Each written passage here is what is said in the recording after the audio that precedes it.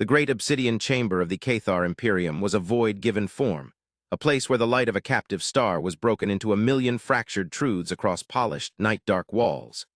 It was a space designed to humble, to shrink the spirit and magnify the weight of empire.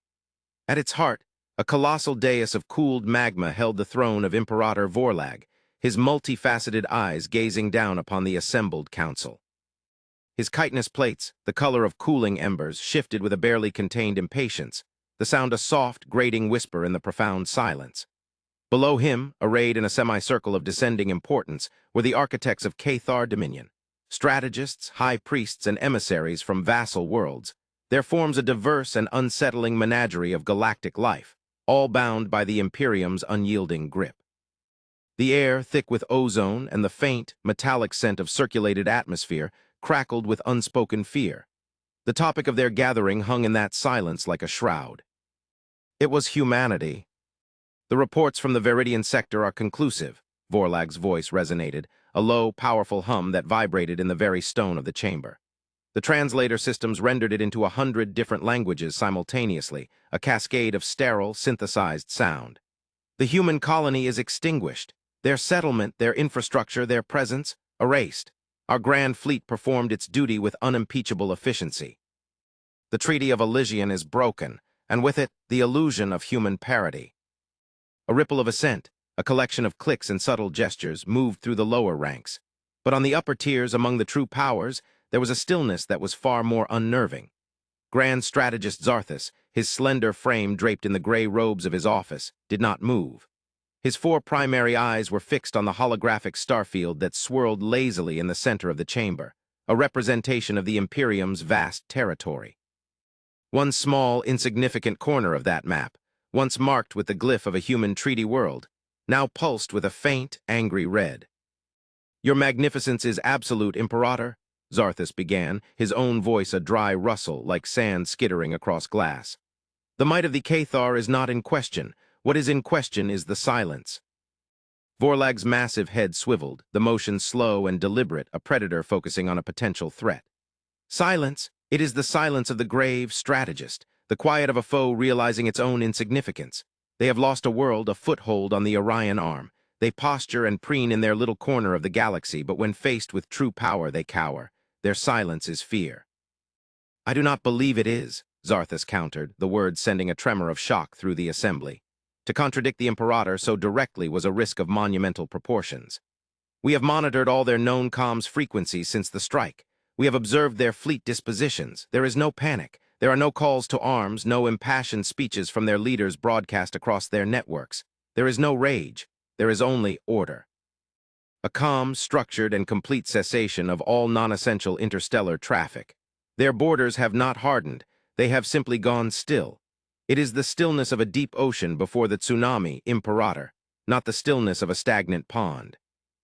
High Priestess Lyrax, her form almost spectral, a being of shimmering light and crystalline anatomy, drifted forward from her alcove. Her voice was a chime, a sound that seemed to hang in the air long after the words were spoken. "The strategist speaks with wisdom.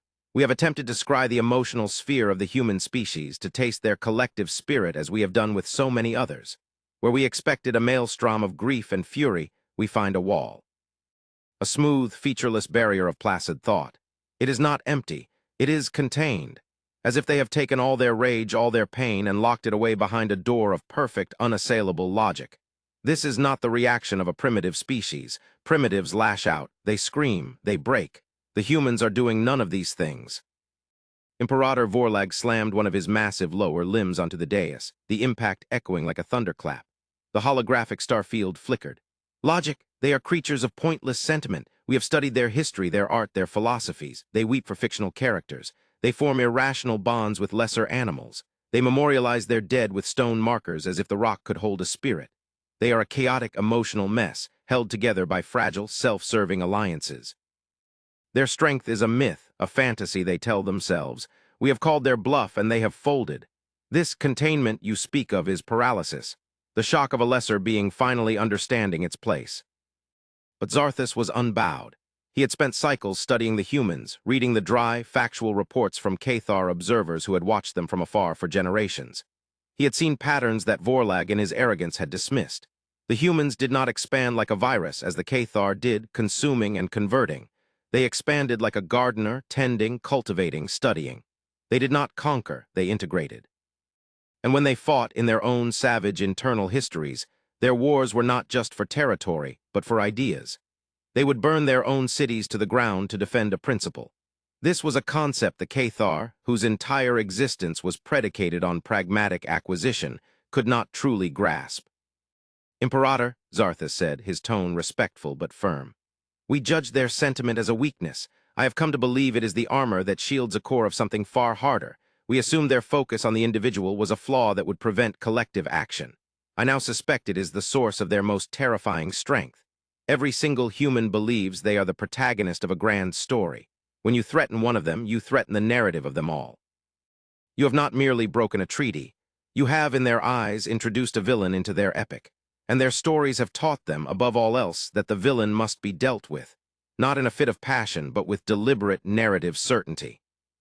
The chamber was silent again, the weight of Zarthus's words settling upon the council. He had given voice to the deep, unformed anxiety that had haunted them all since the attack on Veridia. The Cathar understood war. They understood conquest, submission, and extermination. They did not understand an enemy that refused to react as an enemy should. The galaxy was watching. Observer fleets from the Glyptal Confederacy and the Cygnian Ascendancy hung in the void just beyond the contested systems, their sensors drinking in every detail of the unfolding crisis. The Cathar had intended to make a statement of strength, to reassert their dominance in the galactic order. But the human silence was making them look like fools who had kicked a hornet's nest, and were now waiting, bewildered, for the sting that had not yet come. "Their ambassador has requested permission to approach Cathar Prime," a junior functionary announced, his voice trembling as he read from a datapad. "A single, unarmed vessel. It is of a design we have never seen before. It is en route." Vorlag's mandibles clicked in a gesture of contemptuous amusement. "An ambassador? They send a diplomat to beg for terms after we have glassed one of their worlds? They are weaker than I imagined. Let the vessel come. Let this human grovel before the might of the Imperium. We will broadcast its submission to the entire galaxy. Let the Glyptal and the Cygnian see the true measure of humanity's supposed fury." He settled back onto his throne, a portrait of absolute power, convinced of his own infallibility. But Zarthus turned his gaze back to the swirling map of stars. The single, unidentified human vessel was a tiny, pristine icon moving with unnerving calm through the void. It did not deviate. It did not slow. It moved with the certainty of a celestial body following a path laid down by the laws of physics themselves. And Zarthus felt a cold dread coalesce in his primary hearts. The humans were not sending a diplomat to plead. They were sending an arbiter to pronounce sentence. The silence was not the absence of a response. It was the response. It was the deep, indrawn breath before the verdict was delivered, and the entire galaxy, holding its own collective breath, was waiting to hear it. The human vessel was an affront to Cathar aesthetics. It was a perfect sphere of absolute, non-reflective black, a hole punched in the fabric of spacetime. It bore no markings, no visible engines, no weapon emplacements, no viewports. It drifted into high orbit over Cathar Prime with a silence that was not just auditory but existential. The Imperium's most sophisticated sensor arrays struggled to gain a purchase on its hull, the energy readings returning as a flat, null state. It was as if the ship was not truly there, a ghost or an afterimage projected from a higher dimension.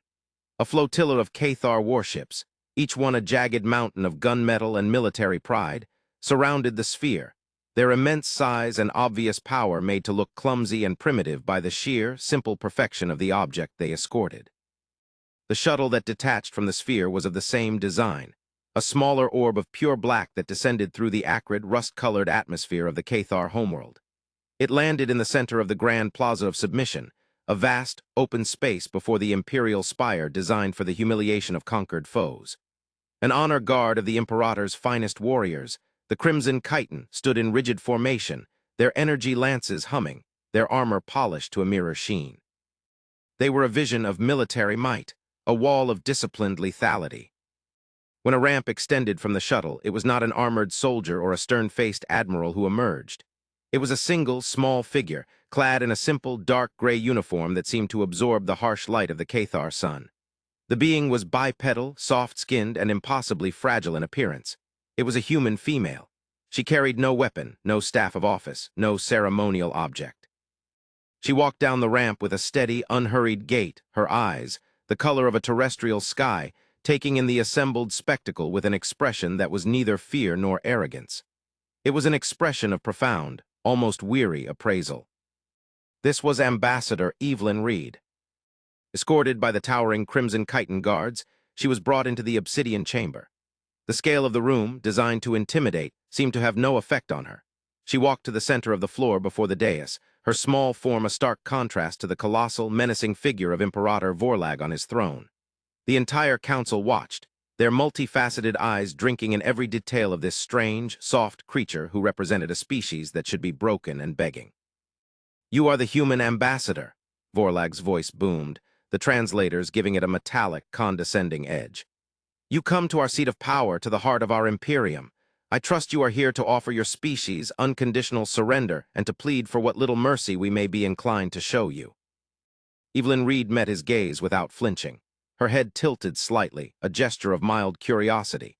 When she spoke, her voice was calm, clear, and carried a strange resonance that the chamber's acoustics seemed to amplify. The translators rendered her words with perfect fidelity. "I am Ambassador Evelyn Reed. I am here to represent the unified interests of humanity, and I am not here to plead Imperator Vorlag. I am here to deliver a clarification." A low murmur rippled through the council. Clarification? What was there to clarify? The Cathar had acted, the humans had suffered, the power dynamic was self-evident. "Your actions against the settlement on Veridia were predicated on a series of fundamental miscalculations," Reed continued, her tone that of a scholar correcting a flawed theorem. "These miscalculations have led you to a conclusion that is not only incorrect, but existentially dangerous for your Imperium. My purpose here is to correct your data before you commit to a path from which there is no recovery." Vorlag leaned forward, his immense form casting a shadow that swallowed her whole. "Miscalculations? We calculate in terms of orbital bombardment trajectories and energy yields. Our calculations were perfect. Veridia is a scorched, lifeless rock, a testament to our power and your weakness." A faint, almost imperceptible sadness touched the corners of Reed's mouth. "That is your first miscalculation. You believe you destroyed a world. You did not. You only destroyed rock and soil." The Imperator let out a grating sound that was the Cathar equivalent of a laugh. "Your semantics are pathetic. We watched your cities burn. We tracked the life signs as they were extinguished. Your people are dead." "No," Reed said, her voice cutting through his arrogance with the precision of a scalpel. "They are not. Approximately 3 standard solar cycles before your fleet arrived, we initiated the Veridia Protocol. We did not evacuate the population. We evacuated the biosphere." A wave of genuine shock, a palpable thing, washed through the obsidian chamber. Even Zarthus, who had expected some kind of human cleverness, felt a jolt. The concept was absurd, beyond the scope of any known logistical or technological capability. "We moved them," Reed explained, as if discussing a minor logistical rearrangement. "The colonists, the administrative staff, the families, and then we moved the fauna, every creature from the largest grazer to the smallest insect. We moved the flora, taking genetic samples and viable specimens of every plant species. We even took atmospheric and soil samples to preserve the world's unique microbiome. The operation was extensive. When your fleet arrived and began its bombardment, it was firing upon a planet that was, for all intents and purposes, already a museum exhibit. You did not kill a single human life. You did not extinguish a single unique species.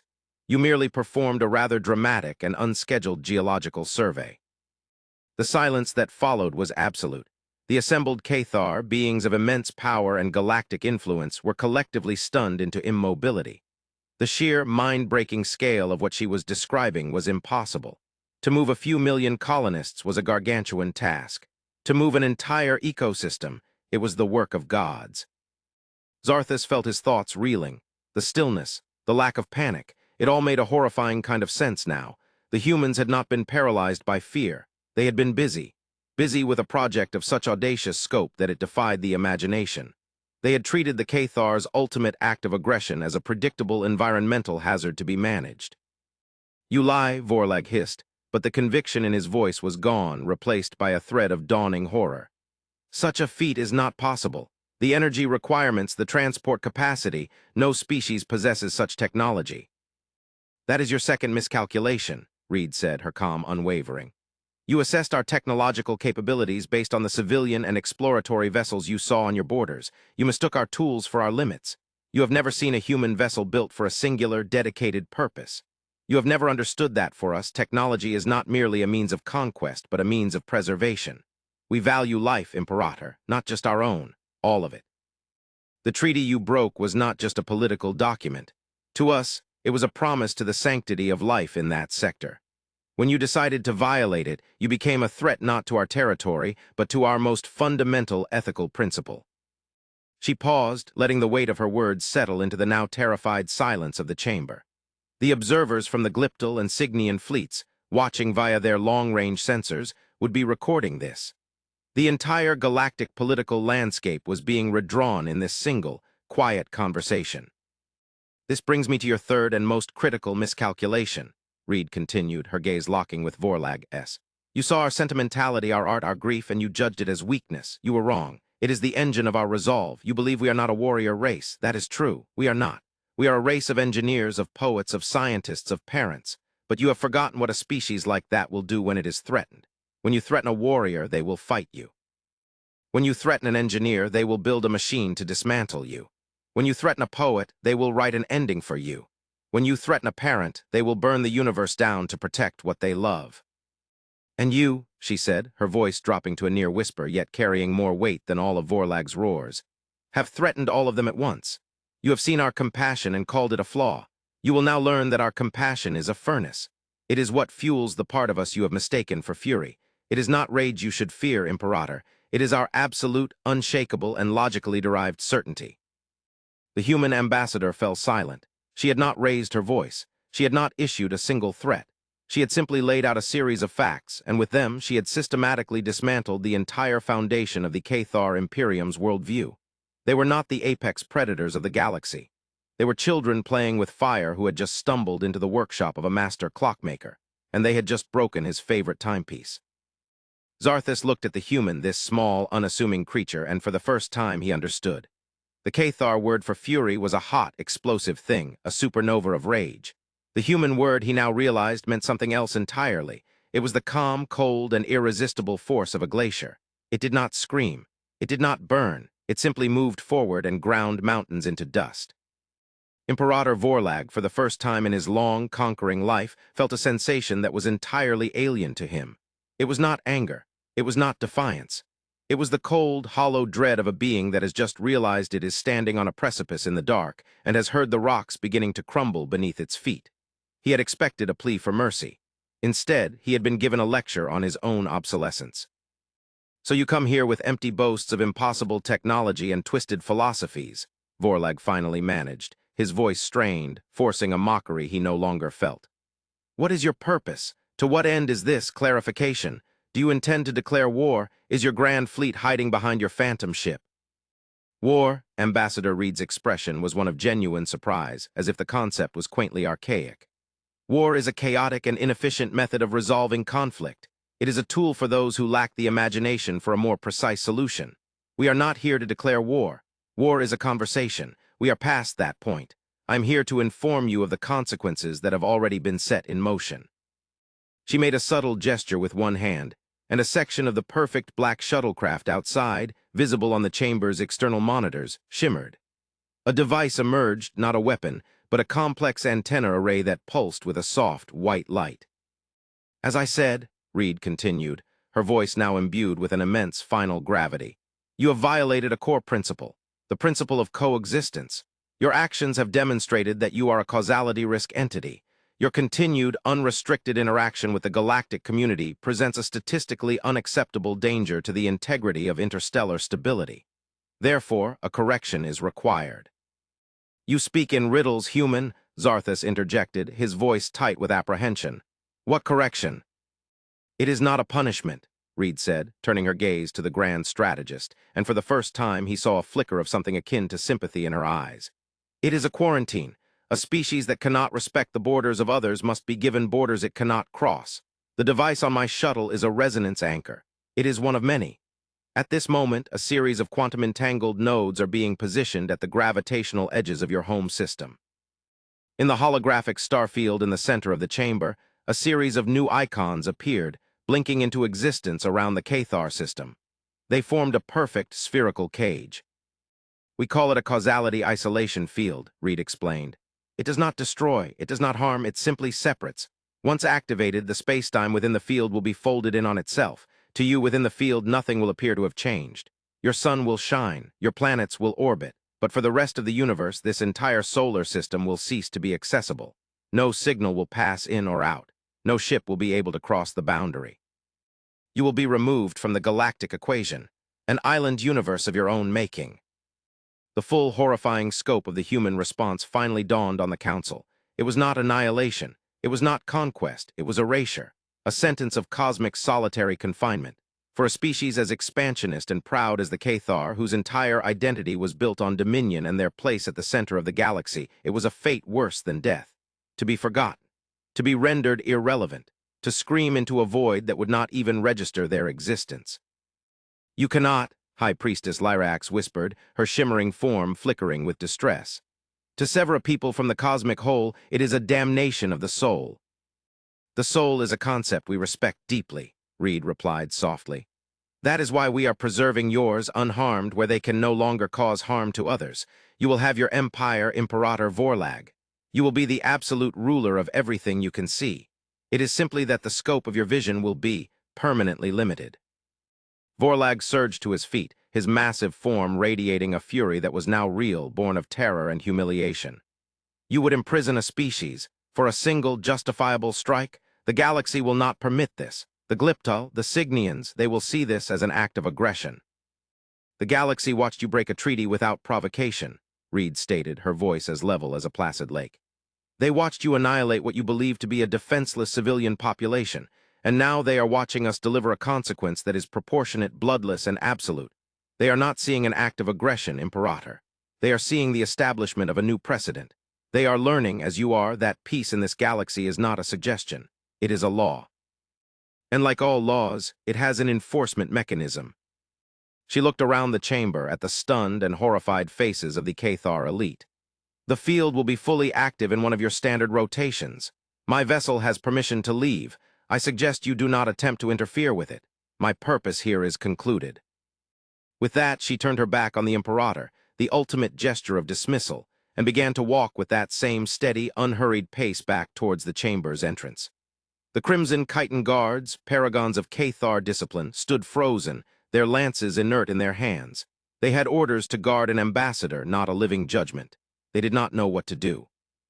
Zarthus watched her go, a million strategic calculations running through his mind, all of them leading to the same bleak conclusion. They could destroy her shuttle. They could kill her. But it would be a meaningless gesture. The machines were already in place. The sentence was already passed. The humans had outmaneuvered them on a level he hadn't even known existed. They did not play chess. They simply changed the board into a shape where their opponent's every possible move was a loss. "Wait," Zarthus called out, his voice hoarse. Evelyn Reed stopped at the threshold, turning her head slightly. "Why?" Zarthus asked, the question torn from the deepest part of his being. "Why this? Why not war? Why not demand reparations? This is eternal." Reed faced him fully, and for a moment the weary diplomat was gone, replaced by something far older, far more profound. "Because war would have meant destroying you. And we do not destroy, we preserve, even those who have made themselves our enemies. You value power, so we are leaving you with the illusion of it. You will rule your cage, and in 1,000 years, perhaps your descendants will have evolved a philosophy that is worthy of rejoining the galactic community. We are not your executioners, strategist. We are your gardeners, and this part of the garden must be walled off for a time so that the rest may grow in peace." She turned and walked out of the obsidian chamber, leaving behind a silence that was no longer just a lack of sound, but a palpable entity. It was the sound of a future being erased, the sound of an empire being locked in its own tomb. The galaxy was indeed watching, and it was learning a lesson it would never forget. The fury of humanity was not a storm to be weathered, but a quiet, patient, and inescapable change in the fundamental laws of the universe. In the days that followed, a quiet panic gripped the Cathar Imperium. The human ambassador's vessel departed without incident, a black sphere of impossible geometry ascending back to its parent ship, which then simply vanished from all sensors, not by FTL jump, but by ceasing to be there at all. The nodes she had spoken of remained invisible save for the subtle gravitational distortions they exerted on the edge of the system. The Cathar fleet, a weapon that had terrorized a dozen star systems, was useless. They could not target what was barely there, and they did not dare fire, for fear of provoking an even greater response from a species whose capabilities they had so catastrophically misunderstood. Imperator Vorlag was a broken being. His authority, built on a foundation of unassailable strength, had crumbled. He became a recluse, issuing contradictory orders from his throne room, his pronouncements growing more erratic. The obsidian chamber, once a symbol of power, became his prison. The rest of the council was paralyzed by indecision and fear, watching the countdown to their isolation with a sense of helpless dread. It was Grand Strategist Zarthus who finally acted. He saw the futility of resistance. The humans were not bluffing. Every analysis, every projection, pointed to the chilling conclusion that they could and would do exactly what they had promised.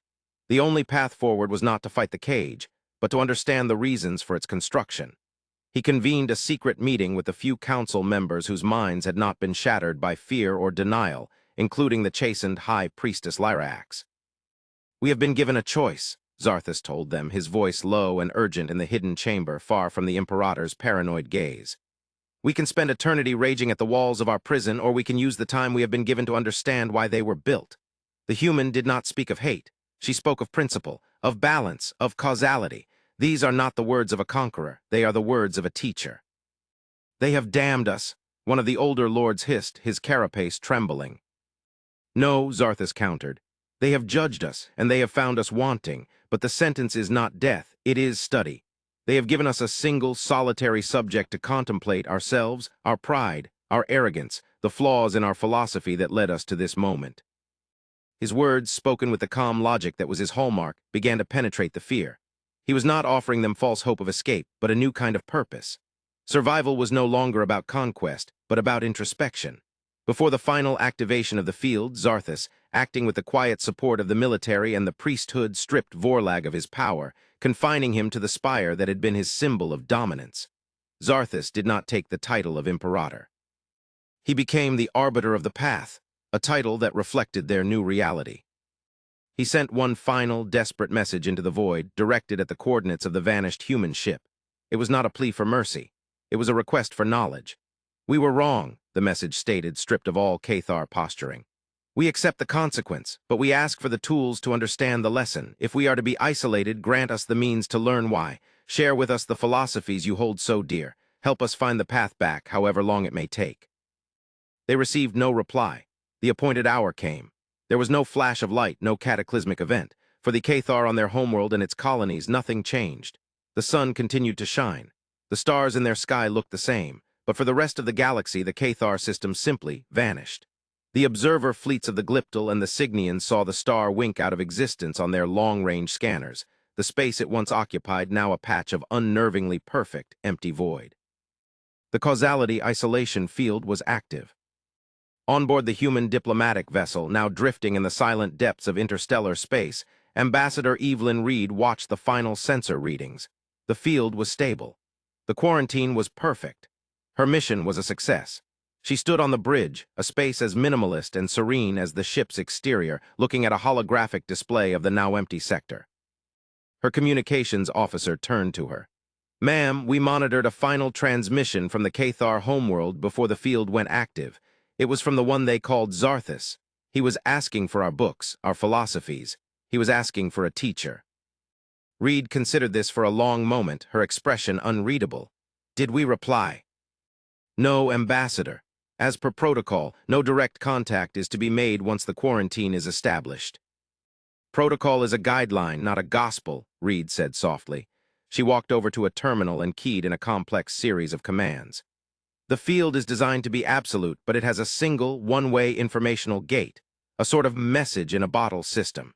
It allows us to send data in, but nothing can ever come out. It was designed for long-term cultural rehabilitation projects." She accessed the vast human archival library. History, philosophy, art, science, the collected knowledge of a species. She compiled a data packet, not of weapons technology or state secrets, but of the very things the Cathar had once derided as weakness. The works of Plato and Sun Tzu, the symphonies of Beethoven and the quiet, introspective poetry of Li Bai, the scientific papers of Einstein and the ethical treatises of Kant. The full, messy, contradictory, beautiful, and terrible story of humanity. She added a single new text file at the beginning. It contained only one sentence. Learning is a long road. We will wait. She authorized the transmission. The data packet, a beam of pure information, was sent on a journey across the void, aimed at the coordinates where a star system used to be. It would penetrate the field and deliver itself to the last known Cathar receiver, an offering of knowledge to a people in a cage, an act of profound, almost unbelievable compassion. As the transmission confirmed its successful delivery, a new alert chimed on the bridge, soft but insistent. It was not from a standard communications channel.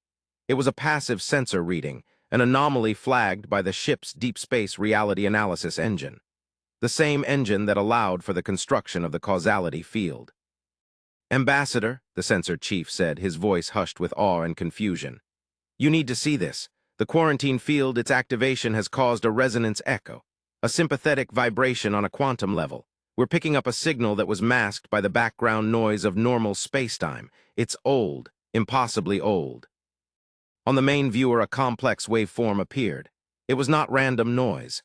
It was structured, patterned, and clearly artificial. But it was ancient, degraded by eons of travel through the void. The ship's computers worked feverishly to decode it, stripping away layers of cosmic static, reconstructing the fragmented data. "Source?" Reed asked, her calm finally breaking, replaced by an intense, focused curiosity.